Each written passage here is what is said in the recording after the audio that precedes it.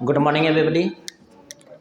पिछले क्लास में हम लोग फिलॉसफी में चारवाक को देख रहे थे और चारवाक में कुछ टर्मोलॉजी है, जैसे चारवाक के तत्व मीमांसा और ज्ञान मीमांसा की चर्चा हम आगे करेंगे, लेकिन उससे पहले कुछ शब्द का ज़रूरत है जिसका प्रयोग आगे होगा।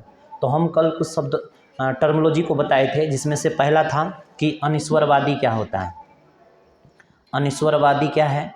फिर उसके बाद हम देखे थे कि आकस्मिकतावाद क्या है, आकस्मिकतावाद क्या है। फिर देखे थे रूढ़िवाद क्या है, रूढ़िवाद क्या है, रूढ़िवादी किसको कहते हैं। फिर उसके बाद हम लोग देखे थे कि कुछ कारण की चर्चा हो रही थी। कारण में दो तरह के कारण हैं, एक को निमित्त कहते हैं और एक को उपादान कहते हैं। फिलॉसफी का पूछे कि पर्पस क्यों फिलॉसफी लाई गई है, तो यह लाइफ को, जीवन की उत्पत्ति कब से हुई और ब्रह्मांड कैसे बने हैं, उसी का अध्ययन फिलॉसफी है। यानी कि जीवन जगत के कारणों का चर्चा करना होता है। यहाँ पर कारण पता करते हैं हम फिलॉसफी से। तो ये कारण दो तरह के थे, एक निमित्त थे और एक उपादान थे। इसका आवश्यकता आगे पड़ेगा, इसीलिए हम इसके टर्म को देख रहे थे। अब उसी तरह से इसमें कुछ दोष उत्पन्न होता है। दोष में से जैसे कल एक दोष को देखे थे जिसको चक्रक दोष कहते हैं। कभी कभी लॉजिक आएगा तो वहाँ पर साइक्लिक, वहाँ पर दोष रहता है चक्रक दोष में क्या होता है, चक्रक का मतलब होता है कि जिस चीज़ को हम सिद्ध करना चाहते हैं, बाद में क्या होता है कि वही घूम करके उसी जगह पर पहुंच जाता है। जैसे कल एक एग्जाम्पल दिए थे कि शराबी चला गया था कहाँ पर, शंकर जी के मंदिर में चला गया था और वहाँ पर पुजारी को कह रहा था कि कौन बड़ा, क्यों इसका पूजा कर रहा है। तब पुजारी कहते हैं मूर्ख, डरो इससे, शंकर जी बड़े हैं। तो अंतिम में घूम करके क्या हुआ, फिर बोला कि शंकर जी बड़े हैं तो फिर मंदिर में क्यों पड़े हैं, तो कहा कि मंदिर बड़ा है। मंदिर बड़ा है तो फिर पर्वत पर क्यों खड़ा है, तो कहा था कि पर्वत बड़े हैं। पर्वत बड़ा है तो फिर हनुमान के हाथ में क्यों पड़े हैं, तो कहा कि हनुमान जी बड़े हो गए। हनुमान जी बड़े तो फिर राम के चरण में क्यों पड़े, तो राम भगवान बड़े हो गए। कहा कि राम बड़े हैं तो फिर दशरथ के चरण में क्यों पड़ा, तो दशरथ बड़ा हो गया। कहा कि दशरथ बड़ा तो फिर भूमि पर क्यों पड़ा, कहा कि भूमि बड़ी हो गई। जब भूमि बड़ी हो गई तो शेषनाग पर क्यों पड़ी, तो कहता है शेषनाग बड़े हैं। कहा कि जब शेषनाग बड़े हैं तो शंकर के गले में क्यों पड़े, तो शंकर बड़ा हो गया। और जब शंकर बड़ा तो मंदिर में क्यों पड़ा, तो मंदिर बड़ा हो गया। इसी को चक्र का दोष कहते हैं। घूम फिर करके फिर कहाँ पहुँच जाते हैं, इसी भ्रम में लॉजिक घूमने लगता है, तो उसको कहते हैं चक्र का दोष कहते हैं। तो इस तरह के कुछ दोष का सामना यहाँ पर करना पड़ेगा। आप लोग एक लाइन लिख दीजिए, प्रमुख दोष दीजिए हेडिंग में, प्रमुख दोष। कुछ शब्दावली को हम लोग यहाँ पर क्लियर करेंगे। अनुमान जब बताएगा ना तो वहाँ पर इस तरह का दोष मिलेगा हम लोग को।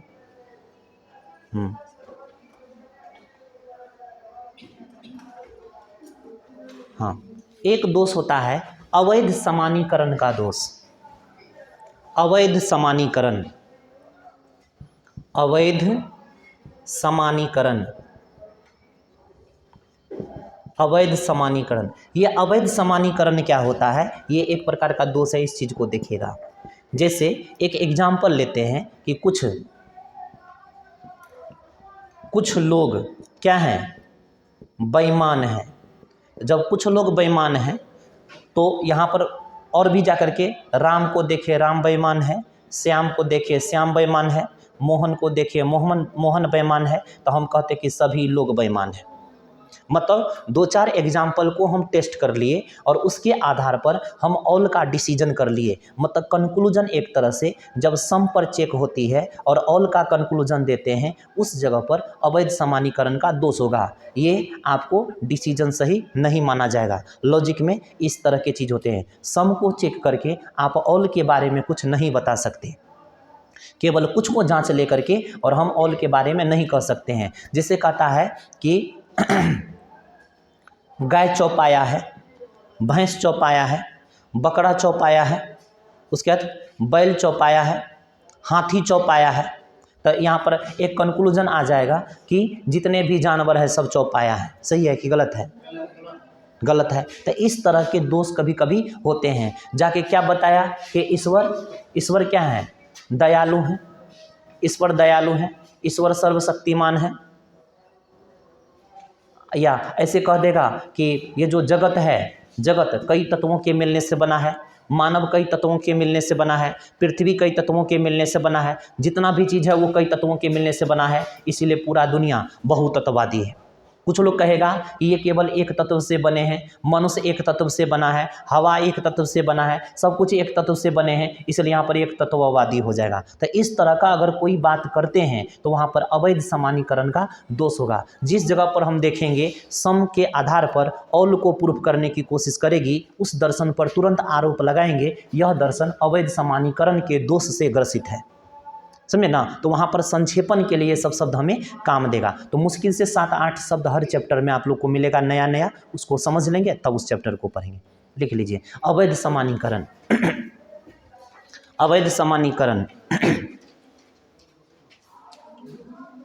अवैध सामान्यीकरण लिखते हैं जब अवैध सामान्यीकरण में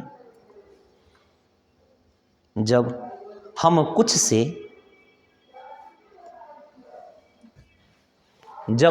से सार्वभौम निष्कर्ष निकालते हैं, जब हम कुछ से सार्वभौम निष्कर्ष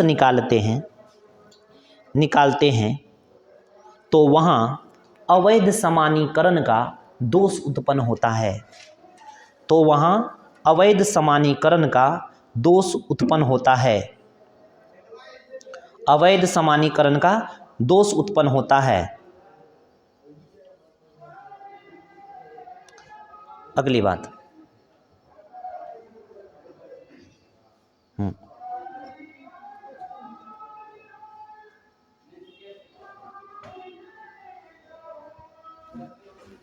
एक दोष और होता है जिसको कहते हैं आत्माश्रय दोष।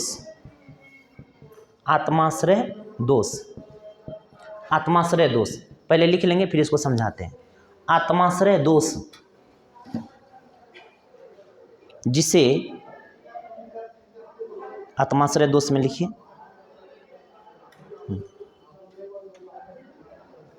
जिसे सिद्ध करना है, जिसे सिद्ध करना है यदि उसे पहले से ही मान लिया जाए, जिसे सिद्ध करना है यदि उसे पहले से ही मान लिया जाए, पहले से ही मान लिया जाए, पहले से ही मान लिया जाए तो वहाँ आत्माश्रय दोष, तो वहाँ आत्माश्रय दोष उत्पन्न होता है। तो वहाँ आत्माश्रय दोष उत्पन्न होता है। जिस चीज़ को प्रूफ करना है अगर हम उसको क्या करते हैं पहले से ही मान लेते हैं तो वहाँ पर कौन सा दोष होगा? आत्माश्रय। देखिए अभी हम लोग इस चीज़ को नहीं पढ़ पाए हैं अनुमान क्या होती है। अनुमान का दो आधार पर हम अनुमान का ज्ञान प्राप्त करते हैं। एक को कहते हैं आगमन, एक को कहते हैं निगमन। अनुमान को भी दो भाग में बांट के पढ़ेंगे आगे, अभी यहाँ नहीं पढ़ रहे हैं। एक को आगमन कहते हैं, आगमनात्मक रीजनिंग, एक निगमनात्मक रीजनिंग होता है। आगमनात्मक में क्या होता है कि जब हम सम के बेस पर ऑल का डिसीजन देते हैं तो उसी को हम क्या कहते हैं? आगमन कहते हैं। तो रीजनिंग में यहाँ पर त्रुटि आपको मिलेगी, तो रीजनिंग यहीं से निकलेगा, लॉजिक यहीं से निकलेगा। ये देखिए जैसे कहा जाता है सॉम डॉग्स आर कैट, उसके बाद सॉम कैट्स आर बफेलो, कंक्लूजन क्या दीजिएगा? सॉम डॉग्स आर कैट,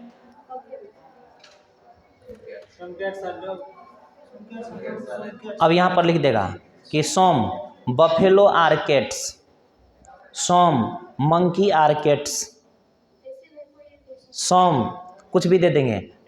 हाँ, सम ह्यूमन आर कैट्स, क्या आएगा कंक्लूजन?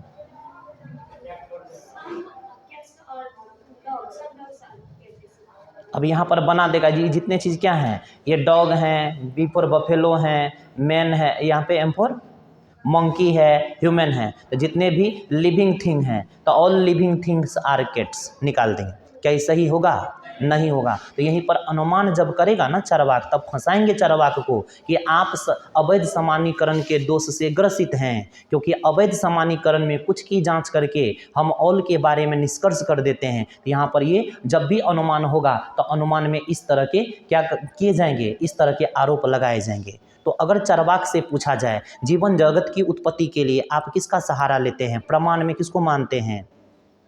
प्रत्यक्ष को मानते हैं। तो प्रत्यक्ष को ही एकमात्र प्रमाण मानता है, बाद बाकी को वो कुछ ना कुछ बेस बता करके खंडन करेंगे। जब वो कहेगा कि आप अनुमान को क्यों नहीं मानिएगा, तो कहेगा कि अनुमान में दो तरह की बातें, आगमन और निगमन होते हैं, और आगमन सामान्यीकरण के दोष से, अवैध सामान्यीकरण के दोष से ग्रसित होता है, इसीलिए अनुमान को प्रमाण नहीं माना जाएगा। समझे ना? तो ये आगे कुछ शब्द मिलेंगे, उसको हम लोग देखेंगे। इसको छोड़ दीजिए। अब एक चीज़ और लिखना है, भगवान लिखिए। कुछ शब्द है भगवान का खंडन करता है। भगवान किसको कहते हैं? भग में, भग मतलब क्या होता है? उत्तम गुण या अच्छे गुण। वान का मतलब धारण करने वाला, धारण करने वाला। जैसे हैवान, हैवानियत को धारण करने वाला। धनवान, धन को धारण करने वाला। बलवान, बल को धारण करने वाला। वान मीन्स क्या होता है? धारण करने वाला या स्वामी। जो उत्तम गुणों का स्वामी है वो कौन होंगे? भगवान होंगे। जो बल का स्वामी है, बलवान होंगे। तो वान शब्द जहाँ भी हो, धारण करने वाला या उसको कहते हैं स्वामी कहते हैं। कोई दिक्कत? चलिए, इसको हम लोग टर्मोलॉजी क्लियर कर लिए थे। एक छोटा सा टिप्पणी अलग से कर लेते हैं। चार्वाक की नीति शास्त्र, चार्वाक का नीति शास्त्र। इसको लिख लिया ना? तो लिख लीजिए उसको। उसको लिख लेंगे। अब चार्वाक को हम लोग शुरू करने वाले हैं।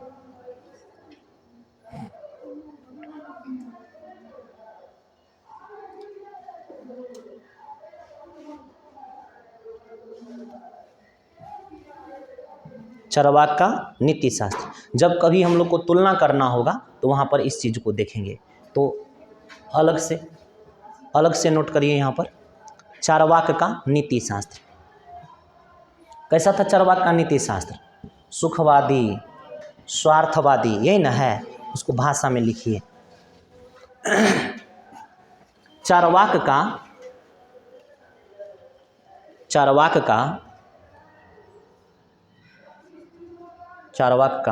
नीति शास्त्र, चार्वाक का नीति शास्त्र तत्व मीमांसा और ज्ञान मीमांसा।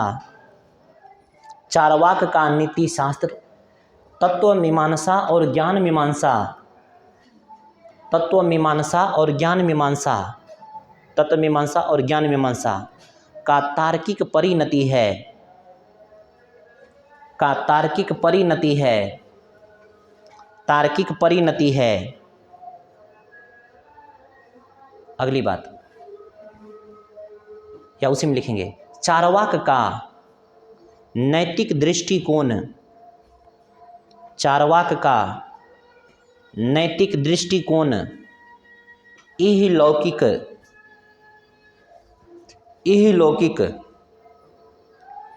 निकृष्ट सुखवादी, निकृष्ट सुखवादी और स्वार्थवादी है।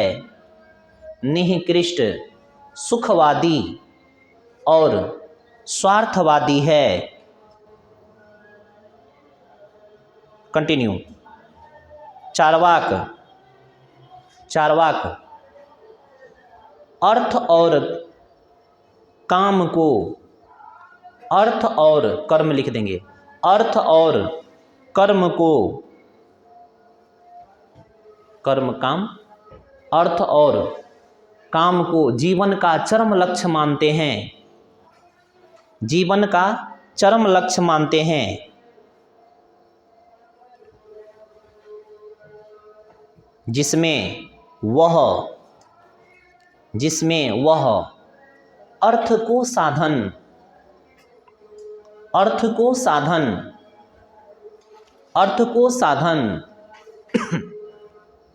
तथा काम को साध्य मानता है। चार्वाक जीवन का परम पुरुषार्थ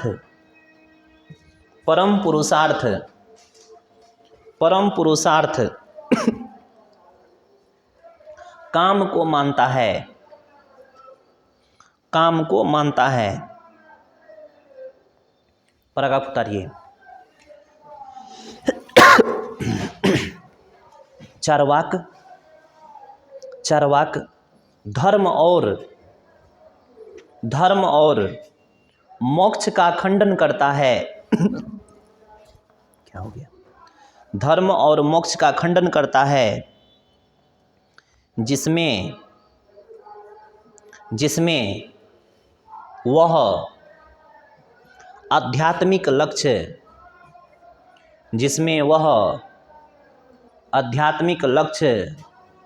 मोक्ष का पूरी तरह खंडन करता है। कंटिन्यू। चार्वाक दर्शन में मूल्यों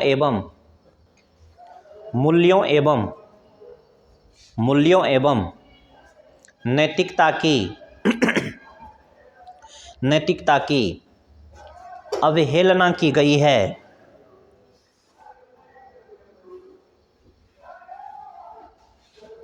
अवहेलना क्या लिखे हैं? अवहेलना की गई है। कंटिन्यू।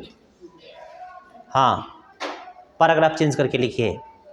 संक्षेप में चार्वाक दर्शन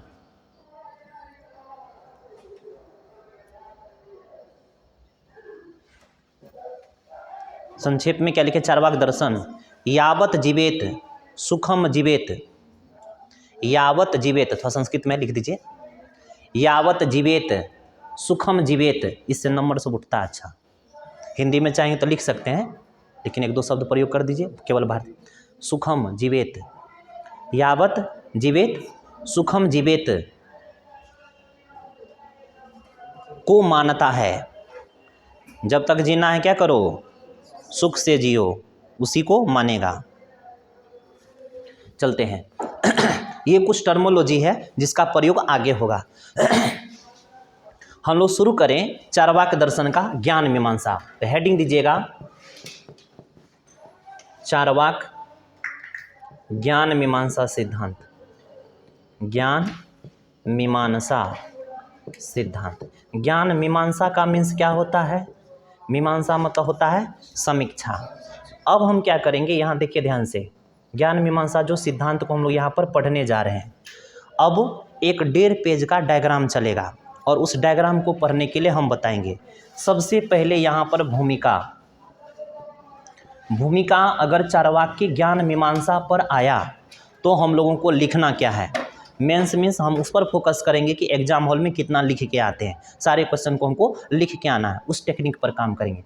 भूमिका यहाँ पर लिखेंगे और भूमिका से तीर चलता रहेगा। ये अभी तीर मत खींचिएगा, पहले इसके हम सामने लिखेंगे भूमिका, फिर जाके ये तीर कंटिन्यू चलता जाएगा। फिर यहाँ पर कुछ हेडिंग देंगे। मेरा जो डायग्राम चलेगा इस तरह का चलेगा, फिर यहाँ पर चलेगा। तो इस तरह यहाँ तक आने से पहले इधर भी कुछ बनाना है। तो क्या करिए, भूमिका के सीधे सामने में, हाँ मतलब डायग्राम कैसे जाएंगे वो दिखा रहे हैं। हाँ, कॉपी के बीच में नहीं, लेफ्ट में बोल रहे हैं। कॉपी के लेफ्ट में ले जाइए, कॉपी के लेफ्ट में। इसको वीडियो स्टॉप करिए तो।